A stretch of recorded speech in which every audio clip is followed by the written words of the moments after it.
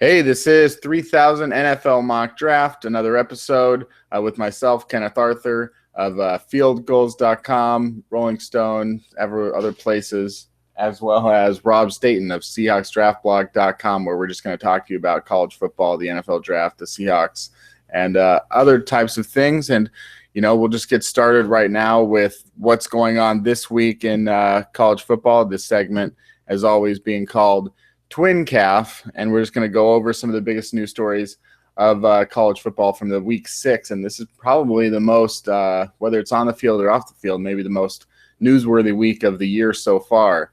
Let's just start out with a name that's familiar to all of college football because of the prestige of the school, but especially also Washington fans, which is that Steve Sarkisian is taking a leave of absence to deal with substance problems and whatnot. This was, I think, a surprise, but at the same time, going back to, I think, something we talked about in week 1, which was Steve Sarkisian's somewhat drunk rant or something that he had at a rally or whatever early in the year. Are you at all surprised by this, Rob? And do you think that it's the best thing for USC?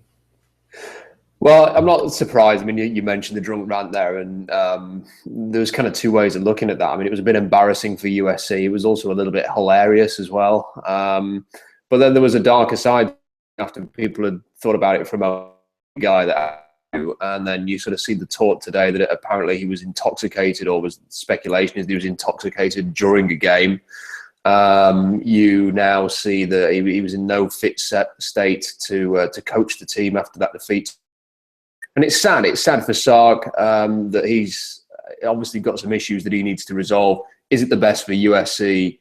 Yes. I mean, it is the best that they get things sorted and their program can try and move forward. But, they fired Kiffin in season and had a long sort of spell with Coach O, and then he didn't get the job, and then they went with Sark instead. And I kind of feel like they're a team right now that need to break free from the Pete Carroll era. They need to stop looking at guys that work with Pete Carroll or were associated with USC during the Pete Carroll days.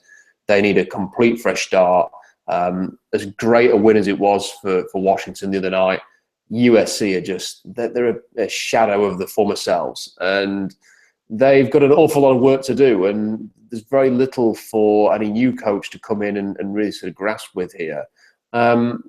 And they've also going to be at a time when it's very difficult to see what the options are. I mean, a year ago, maybe they could have coaxed someone like Jim Harbaugh, for example, to stay in that part of the world, and it would have been tough for him, whatever. But even so, that would have been an option there. He's done a terrific job at Michigan. The Chip Kelly to USC rumors are already starting here. We talked about that, I think, in an earlier podcast, and it's viable, but is it really a fit? I'm not sure. So we're going to see. I mean, I think it is sad for Sark, but what a weekend, Kenny, for the two Washington teams. What a good win for Peterson and Washington, and then Washington State, your boys. What a result that was against Oregon.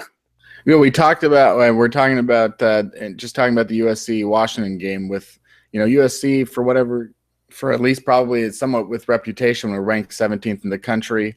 Then Washington went there Thursday and beat them 17-12. We've talked a lot about Cody Kessler this year. He did not have a good game, throwing for 156 yards and 2 interceptions. Juju Smith-Schuster still had a pretty good game. Is this do you think that Cody Kessler, how far would you say that he's dropped with a couple of these bad games that he's had?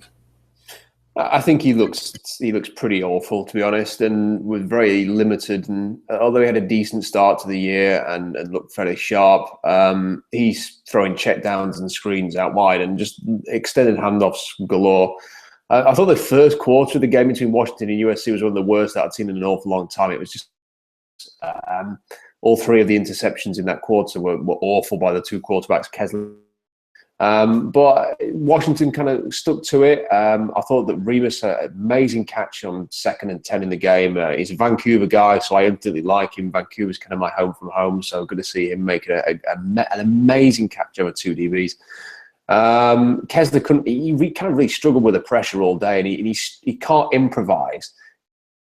He's like an old-fashioned quarterback playing in the modern era. And with, one of the dynamics of the NFL is that offensive lines are getting worse, or that they're incapable of coping against these fantastic athletes that are playing defense. You kind of need a quarterback that at least has moderate mobility skills. Like the Blake Bortles level of athleticism is pretty much like the limit that you can afford right now. And he's well back. I mean, he's Ryan Mallett standard when it comes to mobility. He's going to really struggle. I'm sure that he will get an opportunity as maybe a later round pick to go and establish a backup role for a team that does use a pure pocket passer, and there's less and less of those. So he will get a chance there, but this performance from him or from USC. Congratulations to Washington. Let's see what they can do moving forward now. Yeah, and as you said, Washington State, they get their first win over Oregon since 2006. I think going into the year, I forget what Oregon was ranked, but we were certainly talking about them as far as, the big national championship picture. Now they're 1-2 in the conference, just 3-3 overall. They've given up 131 points, which is the most in the Pac-12. Do you think that Oregon, what is the state now for Oregon? Do they have to start over again, or is that too reactionary? It's hard to say, because if they were just losing games and they were close and fair enough, then you could just put it down to a bad year or a transition year. But they look pretty awful. And given that they still have the usual abundance of athletes, you kind of expect their system, if nothing else, to sort of keep them going. And while they don't have a really great quarterback right now, we'll remember the times before Marcus Mariota when they didn't have great quarterbacks either. They just had guys who could make the scheme tick and just get production. Whereas like now they don't have a quarterback that can do that. For whatever reason, the player, it just seems disjointed. They still got one or two good players, NFL prospects there, and they're just really, really struggling. And it makes you wonder, again, we're talking about Chip Kelly potentially going, will people consider him at USC? Well, you also have to wonder if he does leave Philadelphia at the end of the season, maybe he thinks, well, we'll go back to a very familiar setting at Oregon, because the way they will be panicking like crazy in Oregon right now, because they just look embarrassingly bad. And that's no disrespect to Washington State, but they do. And the Utah blowout was scary. Losing at home to Washington State, it just compounds that. And if they lose to Washington as well, they may not make a bowl game this year, which is really ridiculous. Yeah, your first bold prediction of the year was something along the lines of Washington State will win more games than Washington, and here we are. They're all neck and neck. They're both 3-2 and 1-1 in the division. The only team, but the Pac-12 has been really kind of crazy this year. The only teams without a conference loss are Utah and Stanford, and Utah's the only team without a loss at all. And there seems to also be a pretty big middle of the pack, so there isn't necessarily a lot of teams that are just going to suck it up all year either. Right now, I guess Stanford and Utah would play in the Pac-12 championship. Do either one of those surprise you a lot, like compared to the rest of the teams in the Pac-12? Yeah, I think they are. It is surprising. It'd be wrong to say it's not. I mean, having seen Utah a couple of times now, they're a really, really tight unit, just pretty good across the board and consistent. I think the one thing that they've got is that they are consistent, where a lot of the other teams are pretty erratic. They were just more solid than over the weekend, which was a pretty awful day for Jared Goff. I'm sure we'll talk about that. But Utah just look a really consistent group. Stanford, after a bad start, have kind of settled in a little bit and are the kind of Stanford team that we've come to expect over the years, which is not spectacular in the slightest, but will grind out wins. Utah still a team to beat. I still think that someone is going to beat them down the line. I don't think they're going to go unbeaten. I don't think they're going to ultimately threaten the playoffs, but they're looking pretty good. I mean, they've got one or two good pieces there. I know a lot of people like Devontae Booker, who is the running back. Not personally a huge fan of his in terms of his NFL prospects, but he's doing a really good job for them this year. If you could put your top four leaders right now for the playoffs, what would you say? I'm sort of putting you on the spot, as I tend to do. What would you say are your four favorites right now? That's a good question. I think that one of TCU and Baylor will get there. I think they will, although TCU had a scare. One of those two teams is probably going to be in the top four. I think Ohio State will continue to do what they've been doing. which is winning close games, just like Florida State did last year. And I think that Ohio State will be in there. I think there's still a chance for, I think a one-loss SEC team is going to, or the SEC team is going to be there. I think I've still got an inkling that it's going to be one of the two usual suspects. So Leonard Fournette may well just be good enough to lead LSU all the way through to the Final Four. I could see, even though they lost to Ole Miss, I could just see Alabama still. They don't go away, do they? So I could just see them sneaking in there. So that teams, in terms of a fourth, maybe Clemson's going to get there. Who stops them in the ACC? So maybe they've got a shout. Oh, that would be an interesting Final Four. You mentioned Leonard Fournette and whether or not he could lead LSU to the national championship or the playoffs. And the only other running back in the country really that gets, I think, the same amount of praise, at least as far as underclassmen go, is Nick Chubb. And Nick Chubb has suffered a knee injury that will threaten his college career, definitely take out his season, and could do damage to his draft status. However, we've also seen in the past guys like Willis McGahee and Todd Gurley managed to not have their draft stock hurt so much that this being the case, though, that Nick Chubb isn't going to be in the draft next year, but at least a year after that. Other players that were injured this season include this week were center Max Turk of USC and Wisconsin center Dan Volz. Was that something? Were either one of those players going to be the top centers taken next year? And how do you think that Nick Chubb's injury affects him long term? In terms of the two centers, I think that they were the best two. Although watching Turk play, he's quite a long center, and he may well have had to switch positions there. But he was competent. I know a lot of people had him in the first round mix. I think that was a bit too early. But I think as a second or third rounder, he would have been a real option for a lot of teams. And now they're going to have to look at that injury, and it's going to hurt him a lot. Volz has got a knee sprain, I think, as opposed to anything more serious. So we should see him again this year. And I think that the Turk injury is probably going to push Volz towards being the top eligible center for next year. As for Nick Chubb, I mean, it was just, I think everybody, it's a horrible injury. It just seems like in the last 2 or 3 years in college football, we've seen not just sort of bad injuries. I mean, Todd Gurley's was quite innocuous, that he kind of went down, he stood up, it looked bad from his reaction, and then the news everybody was kind of expecting ACL. But you think back to the Marcus Lattimore injury and the sheer horror of like how it looked on the field, and then Nick Chubb was in that bracket, and it was just awful to watch. I mean, just really awful. And you'll feel bad for the guy because he was terrific last year in relief of Gurley, and had a really good start this year, and was the only really shining light on the Georgia offense. And now his season is over, and you do have to worry about his career because ACL injuries, the technology is so good in the world these days that they are not the kind of like the death sentence for a career that they used to be. In fact, I think Achilles injuries have become more of an issue for a lot of players in a lot of different sports. But the way that Chubb's injury occurred, you look at the potential nerve damage in there.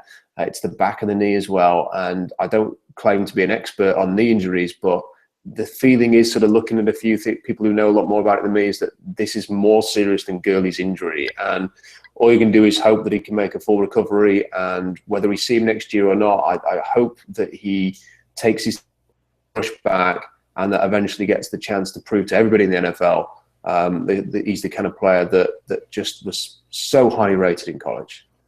Yeah, I think one other thing when we look at the big picture of news this week, you can take a little piece from all of it.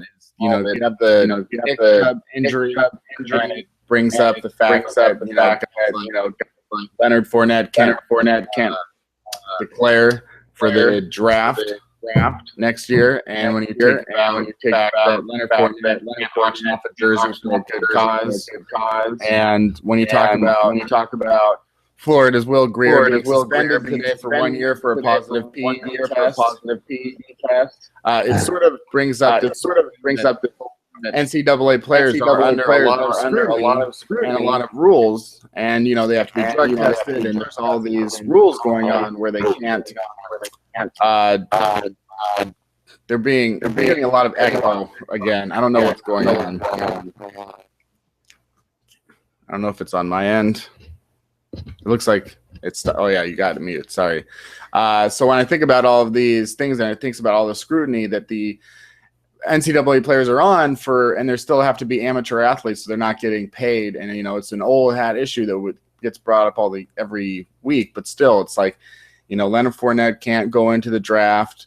He can't auction off a jersey for a good cause. He can't profit off of being, so profitable for LSU and NCAA and as a whole. Will Greer, brings up the point that, these players, they're being tested just the same way that professional NFL players are being tested. They are obviously, the NCAA wants to have the same sort of, I guess, quote unquote, integrity of the game. They want to make sure that all these players are falling in line with their rules, but they don't really get any sort of reward at the end of the day, other than just the satisfaction of playing, and maybe if they don't break a leg, going to the next level if they're very lucky. Most of these guys will just end up getting a college education at best. Do you have any thoughts as far as, with everything that's gone down this week, how the NCAA's grip on these players is affecting them in the game long term? Yeah, I think it's sickening, and it makes you realize that the NFL and the NCAA have kind of created this nice little bubble for themselves where the NFL has this free farm system that enables them to do exactly what they want with these guys, and not to treat them like human beings with a right to earn money and a right to live their lives, but ultimately to go by their rules. And it's really, really difficult to watch. I mean, imagine being 18, 19, 20 years old and being Leonard Fournette. And, I look at the NFL rushing stats right now, and I've got the list right here. And you've got Matt Forte at the top. Chris Johnson is currently the second leading rusher in the NFL alongside Doug Martin and Devonta Freeman. And Justin Forsett is at number 5. Now, you can't tell me that if Leonard Fournette was playing in the NFL, that he wouldn't be ahead of those guys. Whatever team he was on, I mean, the guy is just a freak of nature. And he is essentially told by the NFL, you cannot come and play in our league until you've had 3 years of eligibility at LSU. And Leonard Fournette's the type of guy that will accept that situation, will run his heart out for LSU and then go and play and have a great career in the NFL, health permitting. But for other guys, it's not the same. And they deserve the right to, if they want to go and earn money, or if they want to go and play in the pros, to have that opportunity, not after 3 years, not even after 2 years, but whenever they want. Now, I think any player leaving high school, if he expects to be a first-round pick without playing any college football, then it isn't going to happen. So I think the players will understand that they have to go and play college football for at least a year, maybe 2 years to establish. And I think if the NFL guides them properly and has the right kind of measures with their draft committees and such, that they can allow the players to make good, solid decisions on their own. But ultimately, if a player wants decision, then that's his right to do so. And if he wants to come out too early, and ultimately it costs him money in the pocket as a consequence, then that's his mistake, and that's his mistake to make. Nobody really has the right to take that decision away from him. And when you see things like the Nick Chubb situation, we don't need to see Leonard Fournette running in the SEC again next year. We've seen everything that he brings to the table. He should be allowed to do whatever the hell he wants this summer. And as for the Greer situation in Florida, I think it's a very, he gets judged exactly how NFL players would. He's been suspended for the rest of the year, performance-enhancing drugs, and he's bought something over the counter. Having seen Greer play for Florida, I don't think anybody could suggest for a minute that this is a guy playing on performance-enhancing drugs, because his play has been really streaky, was pretty awful at times against Tennessee before a pretty fluky win at the end there. So he shouldn't be treated the same way that, for example, should be treated, because it's a completely different, supposedly amateur game. These guys are playing for free, and they're putting their livelihoods at risk every single time they enter the field, and it's not right. They should have the opportunity to do whatever they want to support their families and themselves the rest of their lives. Yeah, I mean, you look at Jamal Charles tearing his ACL this week for the second time in his career, but he suffered both of those while he was getting paid. to be what he's doing. So, there's a big difference there as far as these guys that hurt themselves pre and post, and there's definitely some exceptions to be made, and whether or not the NCAA or NFL can start handing out these exceptions would go a long way towards, it seems, making both games better. Moving on, one quarterback that we've talked about a lot about every quarterback that could be coming up in this NFL draft and which ones would be at the top, and that it's a pretty weak class so far. But one guy has risen up to be perhaps the most interesting, intriguing, and perhaps best quarterback prospect that will be eligible in 2016. And he's kind of a freak of nature if you look it out some ways. Paxton Lynch is a 6'7", 245 quarterback that goes to Memphis. His first couple seasons there were not that intriguing, though I guess, anyone that's a freshman that's getting it done somewhat, it's a nice thing to do. And then this season, though, for Memphis, he is completing 70.5% of his passes, 10.5 yards per attempt, 10 touchdowns, no interceptions, quarterback rating of 181.5, though, in college. I have no fucking idea what that means. He has also rushed for 116 yards, but, the real thing, he rushed for 13 rushing touchdowns last year. So, he's got some mobility there at 6'7". It's like Brock Osweiler. Is he a Brock Osweiler and a mix of Russell Wilson a little bit there? Or how do you view Paxton Lynch? Does he have a chance? As far as other small school quarterbacks to have success in the NFL, where do you think that Paxton Lynch could rank? Well, just a prediction on Paxton Lynch, though. I think the team love this guy. I think they're going to assess all of the options in this draft. And they're going to see Jared Goff, who is very skinny, very thin, and has had some big turnovers in the Utah game and goes hot and cold, capable of brilliant throws, capable of interceptions. They're going to look at Hackenberg, who, again, pretty similar in that. It's same to Goff in stage. Very hot and cold.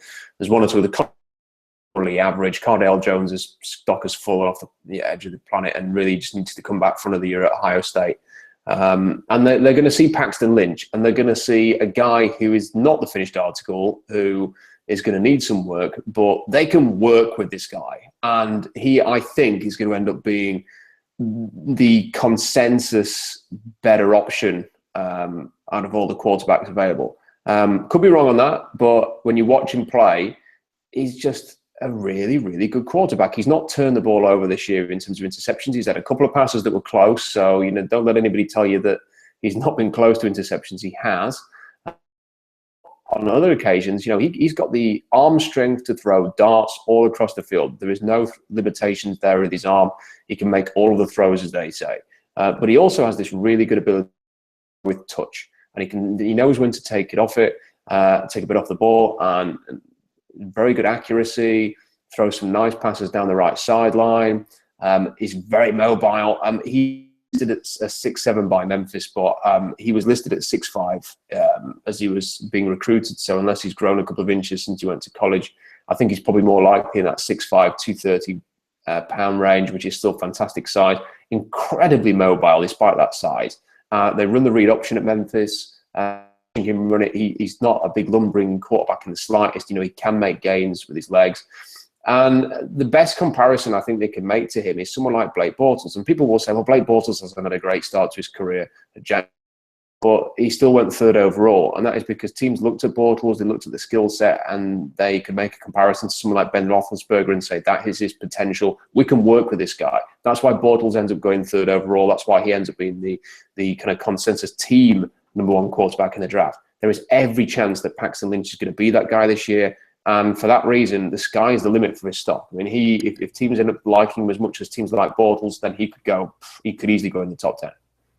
Yeah, Paxton has been listed at 6'7" in some places, but 6'5" in others. So let's just call him 6'6" and call it good from there. He's a tall guy, that's for sure. Moving on. Another guy that we've talked a lot about that sort of has tried to reestablish himself as the top receiver in this upcoming class is Laquan Treadwell. He had a highlight catch this week, similar to that of Odell Beckham Jr.'s unforgettable catch last year, though he wasn't defended on this catch because the guy fell down. He did managed to snag it. Do you think that these one-handed catches are just a gimmick, or is this something that people are actually working on because of, maybe Odell Beckham, or, that it's becoming more popular to get that wide range more wider so that you can actually make these weird catches? Is there a lot of people spending time on one-handed catches, and do you think it makes a huge difference? I think that Beckham is obviously a bit of a trendsetter here, and the gloves the gloves that they all wear these days helps these catches.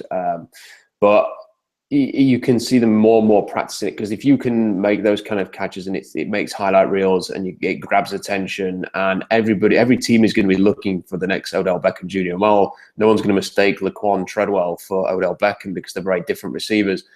It's another string to his bow that he can go out there and say. I've got to say, the more and more I see of Laquan Treadwell, the more impressive he is. He's just such a smooth, competitive, quality wide receiver who really does a good job in the run game, blocking as well. The more and more you watch him, the more and more he just looks like a really good player in the making, and he's going to go early in this draft. Don't let anybody else tell you that he's going to fall a little bit. He's going to go very early in this draft next year. Another guy that will have an interesting draft stock because of his switch from quarterback to receiver is Braxton Miller.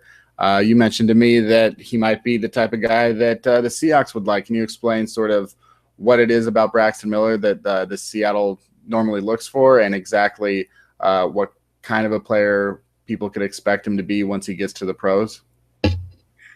Well, the thing that makes him really interesting from a Seattle point of view is that he's fantastic in space. So whether he's in the open field, one-on-one, he can juke. I mean, we saw that at the weekend, this fantastic juke move that he did, little shimmy, similar to Russell Wilson juking against Arizona in Glendale towards the end of last season, just to juke the guy, got around him, nice big gain. There were two back-to-back plays where Braxton Miller gets open, bit of a blown coverage, and Cardale Jones with this horrific pass, which asked so much of Miller. He goes flying up in the air, reaches up, grabs it. Of course, when you touch the turf, if your knee touches the turf or your shoulder, or whatever, you're down in college football. In the NFL, he would have got up and probably run it in for a touchdown. He was that wide open. But he was down. The very next play, gets open again in the end zone, makes another stunning route and catch from Cardale Jones. And while Ohio State have not really featured, they featured Thomas more so than any receiver I've seen in the Urban Meyer scheme, but they don't feature a guy like this, in the slot to the tune of 1,200 yards and 10 touchdowns. It's not going to happen. But Braxton Miller's a sneaky guy who is not going to put up the big yardage. A lot of people aren't going to talk about him as a first or second round pick. But when he gets to the combine and really impresses, and when people can go back and look at some of the plays that he's made this year, there is definitely a good team has got something to work with there. And I've just got a sneaking feeling that if he lands on a really good offense, on a decent team that isn't going through transition period here, that he's going to have a huge impact in the NFL. One guy that's having a huge impact in the NCAA is Jim Harbaugh over at Michigan. In week one, they lost to Utah 24-17, which I think at the time people probably were just said, oh, yeah, well, Michigan's not that good and Utah's fine or whatever. It's not that big a deal. Now you look back on it, and their only loss is a 7-point loss to a team that's in the top 5 in the college football right now. Ever since then, they have allowed just 2 touchdowns total. Those are the only points that they've given up. They haven't given up a point since UNLV in Game 3. That means they've shut out their last 3 opponents. They beat them each by at least 28 points, and 2 of them are ranked in the top 25. How do you explain sort of what is going on at Michigan, and what do you expect this week against Michigan State, a team that you seem to not really like that much, or at least not as well as they are being ranked, which is, top 5 type of team? I just love everything. I mean, since Jim Harbaugh left San Francisco, I think it's just hard not to love the guy. I mean, his Twitter account over the summer was possibly the most hilarious thing you'll ever see. The images of him running around shirtless on a field, the way that he called out Colin Cowherd and then deleted his tweets shortly afterwards. I mean, Twitter needs Jim Harbaugh, and just watching his team play and there was one point in the game, Kenny, when they were something like, I can't remember what the score was, like 30-0 to Michigan, and there was a or screaming at an official like only Jim Harbaugh does, and the hat, his cap's coming off over his face, and he's throwing his pen around and his stopwatch and everything, and they're 30-0 up in the game. And when he was at San Francisco, it was hard to like all of these little characteristics that Harbaugh had, because it was a big rival of the Seahawks, of course. But now he's in Michigan, you can kind of really appreciate it. And while the Michigan team are doing such things, turning touchdowns without asking for permission from the other team if it's okay, and doing all sorts of things like daring to win with like an unnerving grit. The San Francisco 49ers seem to be compiling a great resume to pick within the first 3 picks next year in the draft. So the Niners, having moved this coach out because they wanted to go in a different direction, wanted a different culture of that team, have now got the kind of culture that they were hoping for, or losing one. Michigan have got the kind of culture that which is a fantastic winning one. As for what's going to happen next week between Michigan State and Michigan, I just think that Michigan's going to win this game. Michigan State have been boring to watch all year. They were boring to watch last year. They've got a boring quarterback with a boring defense, and they've kind of been squeaking out results against poor teams for a while. I think they're incredibly overrated. And I just think Michigan are going to go in there with a mission, and with all the momentum they've got, they're going to end any chance of Michigan State getting in the playoffs. I mean, when you look at the schedule for Michigan, if they manage to get through Michigan State this week, that'll obviously vault them up into the top 10, probably the top 6 or something like that. Then they've got no ranked teams: Minnesota, Rutgers, Indiana, and Penn State, which means that they could go into the final game against number 1 Ohio State, being ranked number 2. If Jim Harbaugh beats Ohio State this year and his first year at Michigan, they would just build a gold fucking statue and forget about any other history that has ever happened with any other of their coaches, right? Will the statue be shirtless? It will be shirtless with khakis, of course. I mean, I'm almost rooting for this. I mean, you can't not root for, because I don't give a shit what Jim Harbaugh does outside of San Francisco. Just a good story of this was a bad team a year ago, and then the coach comes in, and I think everyone expects a transition year, if not 2, and immediately they're right there at the top. I don't know what else to follow up with that. Maybe we'll just leave it at that. But I think the man's a winner. The man is a winner. And as irritating as he was to Seahawks fans and the rivalry with Pete Carroll, I have a little theory that I think that there was a great scene in the last Carroll-Harbaugh meeting in Seattle. And essentially, I think that was the time when San Francisco decided once and for all that they were going to make a change at coach. And the two of them were talking in the tunnel at CenturyLink Field. And it was almost like Harbaugh was letting down his guard for the first time and was actually turning to Carroll and saying, not that, well, you've won, essentially. You've won this little rivalry we have here. But he was almost sort of saying, I'm going to just learn a little bit from your approach, and I'm going to try and use that myself. And I think we've seen that. I think the whole Twitter account and Harbaugh sort of letting his guard down with that and having a bit of fun with that. And the whole shirtless thing. And I think he was being a bit more zany and a bit more creative and just trying to not be quite as serious and as much of an arsehole as he was at San Francisco. And I think that maybe Carroll's had a little bit of an impact there. Maybe I'm completely wrong on that. Maybe they still hate each other's guts. But it just seemed to me like Harbaugh took something from that lesson, ultimately, from the coach that he was so determined to best in college and the NFL, who ultimately got the better of him with a Super Bowl title. Well, yeah, I can't, and we see what awfulness has happened at San Francisco without Harbaugh, so there's clearly a huge effect there going on, even though the 49ers lost other players. Harbaugh has shown that he's able to win without having necessarily the best players. Moving on, you've told me that you've got an updated top 25 for your mock draft, sort of a big board. What was the biggest change that you've made from the last time to this time as far as your top 25? Who is the biggest riser for you? The biggest rise is pretty simply it's Paxton Lynch, who's going to go straight in where Jared Goff was before at number 7 with a chance to get even higher. We've talked a lot about Lynch. Maybe we should talk more about why Jared Goff's going to fall down. I think a few weeks ago I compared him to Brock Osweiler, who had this knack of throwing beautiful touch passes in the game.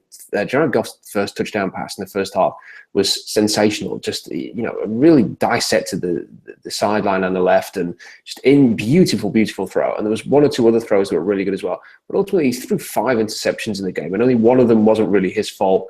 It was on a tipped pass that should have been caught and looped up into the air and was picked off. He was too aggressive on the third one. The final one that essentially ended the game was just horrible interception. And it did remind me again of Osweiler. And while there's definitely arm talent there and time, it maybe hurts me a little bit that we haven't seen Osweiler play in the NFL to know exactly what he is or how good he is. And that is the best comparison that I keep coming to. And for that reason, I kind of feel like teams are maybe going to look at him and say, yeah, he's kind of good, but I need to work on this, and this. And for that reason, I think that maybe he's going to end up in the late first or even the early second. Maybe he's going to go in that Teddy Bridgewater range, Brock Osweiler range, as opposed to being sort of the guy from this class. I think that Paxton Lynch is maybe going to snatch that away from him. Yeah, to be honest with you, and aside from the 5 interception game, just seeing him play against the Cougs, I mean, I didn't come away like, whoa, this guy is so impressive. That wasn't something that I really had come across during the game. Even though Cal won, they very well should have and could have lost that game. What exactly else were the biggest changes for you from the last top 25 to this top 25? Were any major injuries something that dropped anyone out?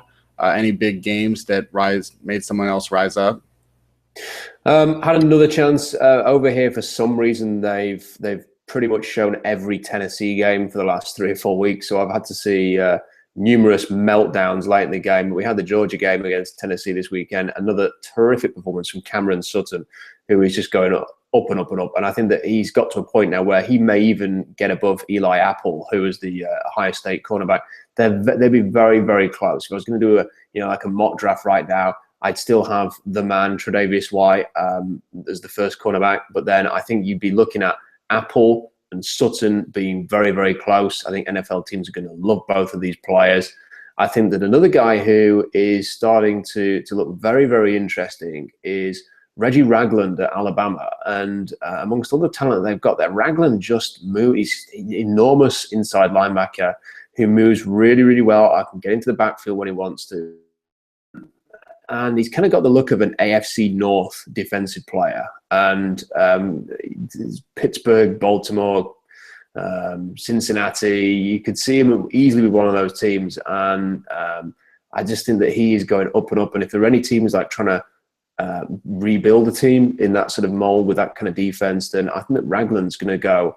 He's going to go pretty early. I think that he could, especially if he has a good combine, he could surprise a few people here. So before we move on to just getting to the Seahawks game this week and wrapping that up, did you have anything else that you wanted to mention about your big board? You're muted. I think the only other thing that I would say is that it still looks to me like at the very top of the board, we're going to see defensive ends highlighted with a few offensive tackles. And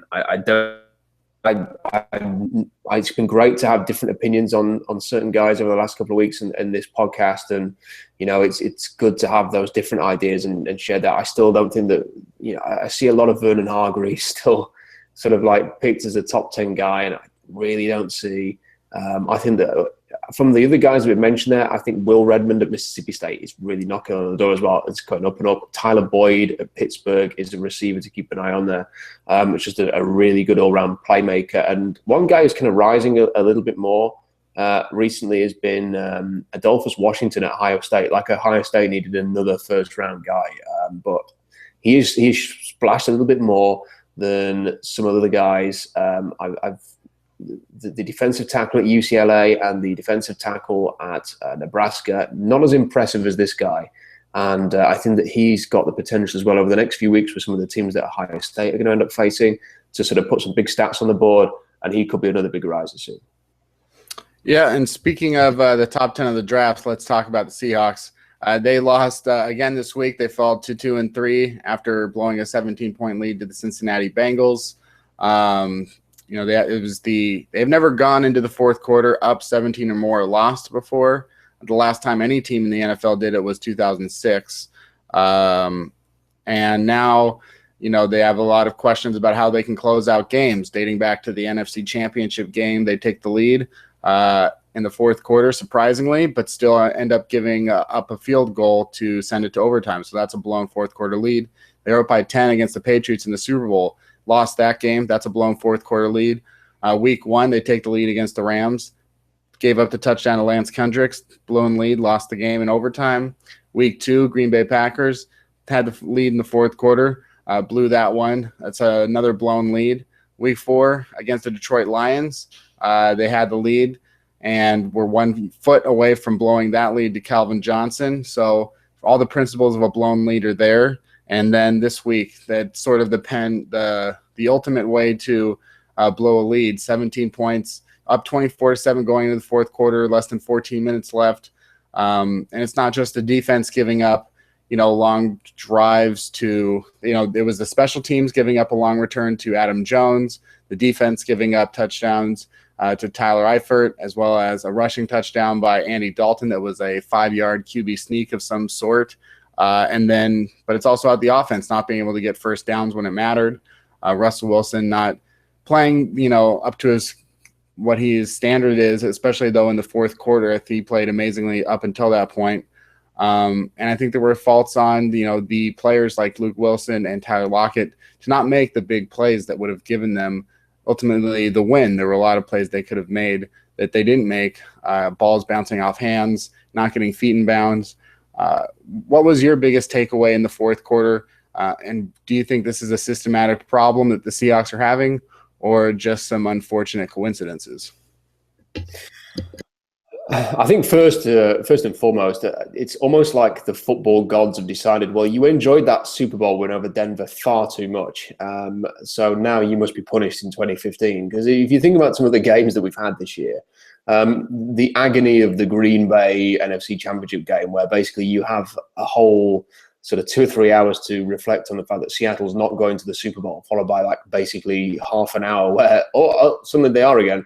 And all the emotions that came with that. Then obviously the defeat in the Super Bowl, which was agony. And then you have to sit and dwell on that for months.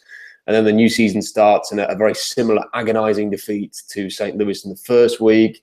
The frustration of having to watch Detroit march down the field and sort of coming to terms with the fact that Seattle was going to lose that game before they won it again. And now this, which is just really, Seahawks fans have been put through the ringer. I can't wait for 2015 to end, whatever Seattle's result's going to be, because this has just been one hell of a year where you've had to come to terms with a lot of defeats. And I was listening to the fantastic podcast that you do with Danny Kelly, sort of the reactionary podcast, instant reaction podcast. And it was great to hear your comforting words, Kenny, of reminding us all that this is not as important as losing a parent. So I took some solace in that. But with regards to your question, which I have dodged so far, it's really hard to work out what's going on. And like my immediate thought after the game was they just needed 1 first down. And like the defense, as badly as they played in that fourth quarter and had no real answer to Cincinnati, I just kept thinking that they were basically, another first down in that fourth quarter kills maybe 90 seconds, 2 minutes, maybe a little longer than that, depending on how it all plays out. And that was all that they needed, really, to just kill the time. I kind of like, in watching football over time, and to go back to 2010, Seattle's second game under Pete Carroll, and they were trailing by 17 points at halftime to Denver. And I remember sitting there thinking, is there any chance of coming back in this game? And then afterwards thinking, hell no, there was never any chance of Seattle. 17 points is too much. And there's been various times over the years when there's been a 17-point deficit at halftime in a game, and I've just gone, that game's over. Whatever happens with a 17-point deficit, with it being 3 scores, even if the team gets back into it and dominates the second half, the other team will have a field goal somewhere or a touchdown, or they will just, because there is such a great advantage, they will have a score in that, which even if there's a comeback, they will still win the game. And this is the strange thing, that Seattle didn't just give up the 17 points, but they did nothing in response. There was nothing. And they just, even one modest drive in that fourth quarter would have won the game for Seattle, and they couldn't do it. And that was the most frustrating thing for me. I don't have an issue with necessarily not running the ball on 3rd and 2, 3rd and 3, 3rd and 4, stuff like that, because I think Cincinnati were probably preparing for that, the way that Seattle had run the ball. I think it's the way that they, the calls that they did on the 3rd downs, sort of like long developing pass play that Wilson gets sacked, a fade down the right-hand side to Jermaine Kearse, and those kind of calls, which just made no sense. And I just kept thinking, you know what, I don't agree with the Jimmy Graham thing about, oh, he's not getting the ball. He's never going to be a 1,500 yards, 12 touchdowns guy in Seattle. But you did bring him in for third down in the red zone. And the fact that they didn't have a play designed to get Graham in some space there, to enable him to get 4 yards on a big third down was a little concerning to me. Yeah, that would seem to be the reason that you get Jimmy Graham. I don't think that anyone ever should have had a thoughts that he was going to be putting up the same kind of numbers that he had in New Orleans, but the fact that he's as tall as he is and athletic as he is and has the hands that he has, that, yeah, when you have 3rd and 4, that's why you got Jimmy Graham. If you're, 1st and goal from the 9 or 3rd and goal from the 9 or whatever, that's why you have Jimmy Graham. These are the situations that you would set him up for. Through 5 games, since we talk a lot about the draft and we, have talked a lot about the Seahawks rookie class, through 5 games, what kind of an evaluation would you give Tyler Lockett as a receiver and as a returner? Obviously, he's had 2 fantastic returns for touchdowns, and you applaud him for that. I think as a receiver, he's got some work. There's just little things. Like, I actually think he should have done a better job. This is nitpicking like crazy, but the little, not the little throw, the big play down the right sideline, and he catches it, and initially was called a catch, and then on replay it was overturned because his foot was out of bounds. It just seemed to me like he could have got that right foot down. And it's for someone like me who's never played the game to say that, perhaps he would argue otherwise, but it seemed to me like he could get his foot down there. He got 2 hands on that downfield throw by Russell Wilson. All right, yeah, tight coverage, would have taken a hit otherwise. He got his hands on the ball. It wasn't knocked out of his hands. He dropped the pass. So there's definitely work to be done there with him.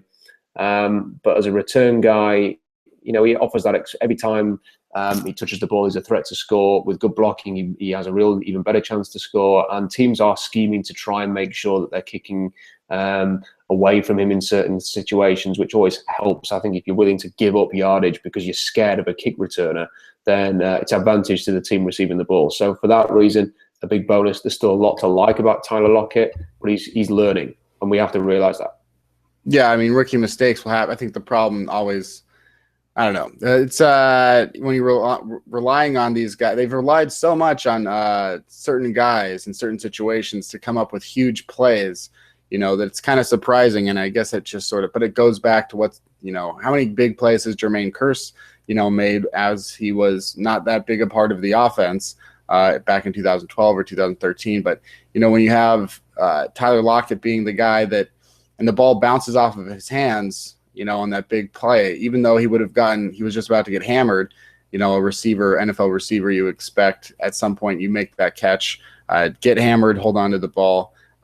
Hopefully that'll come in time. I'm still looking forward to a return of Paul Richardson at some point. Hopefully he has a little bit of an impact as well.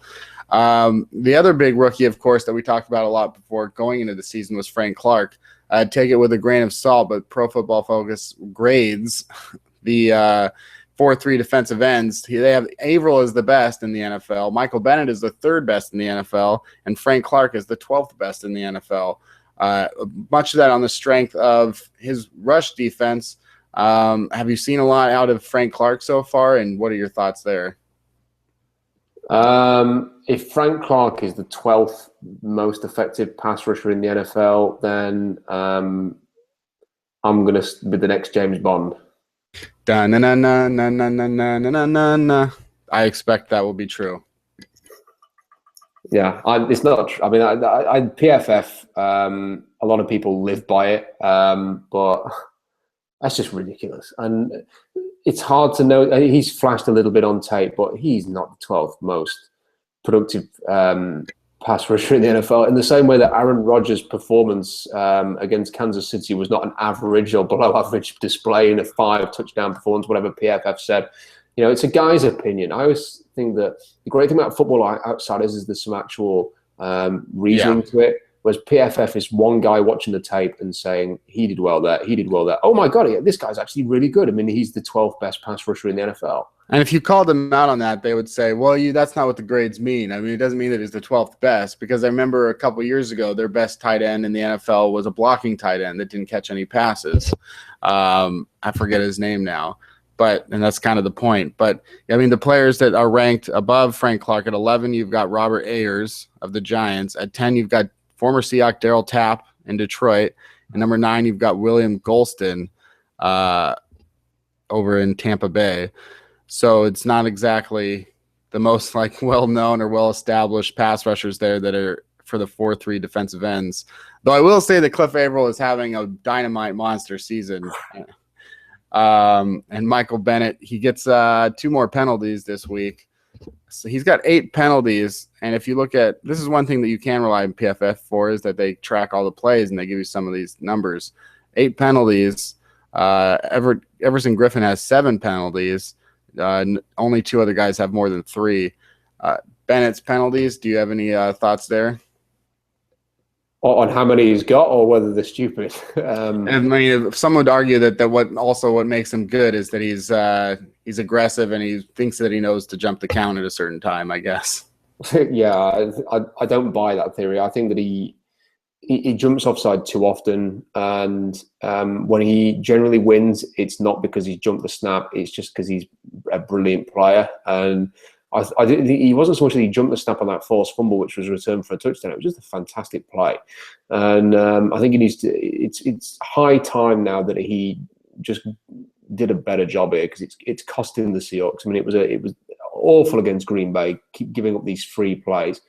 And while someone like Andy Dalton won't necessarily take advantage of that, Rodgers definitely will. And if Seattle, we're looking way down the line here, ends up going to Lambeau again in a playoff game, Aaron Rodgers is going to have that hard count ready and waiting for Michael Bennett, and he has to make sure he does a better job there. I mean, the worst thing for me was the penalty that he took for trying to destroy Andy Dalton. I mean, if you're going to hammer Andy Dalton 3 times on the field, at least knock him out of the game. I mean, it had no impact at all, and it was just the stupidest thing that anybody will see. Apart from the fact it was an incredibly dirty play, and if someone did that to Russell Wilson, the Seahawks fans would be going absolutely crazy about it. The fact that it was one of the Seahawks players, no one's kind of really glossed over what a dumbass play that was from Michael Bennett, which could have not only injured Andy Dalton but cost the Seahawks something like 50 yards in yardage and prevented them a chance from going a touchdown and up late in the game in the first half. Yeah, it was not good. There's a lot of players on this team that are good and not good, and Michael Bennett probably right near the top of the good, not good. It's like Russell Okung. As far as the offensive line goes, for us, he was supposed to be good, but he's not good. And then, I think a lot of these guys, I guess the last thing that we can talk about today is another rookie, this time being an undrafted free agent rookie that is having an impact, similar to the ones that we've seen out of Doug Baldwin, much more than Jermaine Kearse, as far as his first years ago. But he's come in here. He's had a major impact over the last 3 weeks. He's had 200-yard games. An article that I'll be posting tomorrow, sort of points out he's only the second rookie in Seahawks history to have 200-yard games in his first season. The other being Kurt Warner, who had 7 in 1983. His 169 rushing yards are the most since Shaun Alexander in 2006 for the regular season and the postseason. Marshawn Lynch is Seahawks high. It came in the postseason last year against the Packers, 157 yards. So he's rushed for more yards in a game than Lynch ever has with Seattle, and he did it, behind this bad offensive line and against a pretty good Bengals defense. And this was a guy that, we spoke of Michigan earlier, went to Michigan as a top recruit. Things flamed out there, and that's why he's now an undrafted free agent. Did you ever see anything along the lines from the process of evaluating prospects going into the 2015 draft? How aware were you of Thomas Rawls? What did you think of him when the Seahawks signed him? And how surprised are you by what has happened in these last 3 weeks? Certainly wasn't too aware of him and didn't have any expectation of him coming into the league. I know there are a lot of people who the kind of the usual types who talk a lot about draft on Twitter were quite high on him and felt that they were picking him as there were guys I can't remember specific names, but there were people saying that he should get late round attention from certain teams, and that there were even 1 or 2 saying, well, if this team had drafted this guy, they would have had him in and starting now. People really liked Thomas Rawls, although it wasn't really a player that I focused too much on. But I think there's two things to say. One, first of all, what a great performance by the offensive line. And they've received a lot of negative attention this year. And I thought it was just a really good game running the ball and a major improvement. And hopefully that is a sign of things to come for the rest of the year. Another thing, I was mentioning the rushing leaders earlier, and I'm just looking at the stats now. Thomas Rawls has had 58 attempts running the ball and has 326 yards. He's 11th for rushing in the NFL right now. And I'm looking at the list of players in front of him. Matt Forte has had 102 carries for 438 yards. So he has basically 100 more yards. He's had twice as many carries as Thomas Rawls already this season. So theoretically, if Rawls had run the ball as many times as Matt Forte has for Chicago, or Chris Johnson in Arizona, 79 attempts, Doug Martin, 90 attempts, Thomas Rawls would probably be the leading rusher in the NFL right now. Yeah, and if you look at 5.62 yards per carry through 5 games, that's the most ever for a Seahawks running back. Through the first 5 games of a season. The only 2 more were Russell Wilson. He had 2 that were more than that. But, when you add it all up, you can say there's so much you can say about, running back production, because we've seen what people would call systems like the Denver Broncos, where a guy comes in and then, or like even the Houston Texans, where one guy does really great, and it is unexpected, like a Dominic Davis. And then all of a sudden here comes Arian Foster, an undrafted free agent. And, he does way better. If you look at the Chiefs, when they go from Priest Holmes to Larry Johnson, do you see that sort of same similarity here where it's, he's in the right system? Obviously, everybody helps with the system, especially at running back. But how much do you see Thomas Rawls as far as his cutbacks or his ability to see the defense in front of him, the moves that he makes, the decisions, his speed? How much of that do you see as just being on Rawls, that he's responsible for this? I think you've called it perfectly there, Kenny. All of those things, and the big run that he had. You saw the vision, the cutback. I mean, there was 2 fantastic cuts in the initial cut that he made, and then the cut back inside and the finish, which is big. The way that he gets the hard 2 or 3 yards, which Tom Cable loves. That he was never ever seemed to be forced backwards and was always moving forwards. Just a really, really brilliant performance from Thomas Rawls at the weekend. Incredibly encouraging. Life after Marshawn Lynch has always kind of looked bleak. Not anymore, because Thomas Rawls has shown that there is life beyond Marshawn Lynch. And another interesting thing to note is that while there's a lot of attention for Todd Gurley, Peter King was highlighting Todd Gurley recently, and rightly so, because Gurley is going to be incredible. Gurley has run the ball 3 times fewer than Thomas Rawls. Rawls has 12 more yards. The yards per carry is almost identical. And it goes to show that while St. Louis have kind of got this guy with the number 10 pick, Thomas Rawls, an undrafted rookie free agent, is running just as well as Todd Gurley, at least in terms of the stats. And it's great to see. And he seems to have a big future. And it's almost a little bit disappointing to think that Marshawn Lynch is going to come back at the weekend, as much as we all want to see Lynch back. Don't you just want to see another game of Thomas Rawls? Yeah, absolutely. And it'll be interesting to see how much the Seahawks incorporate him. If you switch jerseys, and if you said this was the guy that the Seahawks drafted in the 2nd round in 2013, like they did Kristen Michael, if you said that this was that guy, nobody would really question it, I don't think. You would just say that, yeah, this is what he was supposed to be.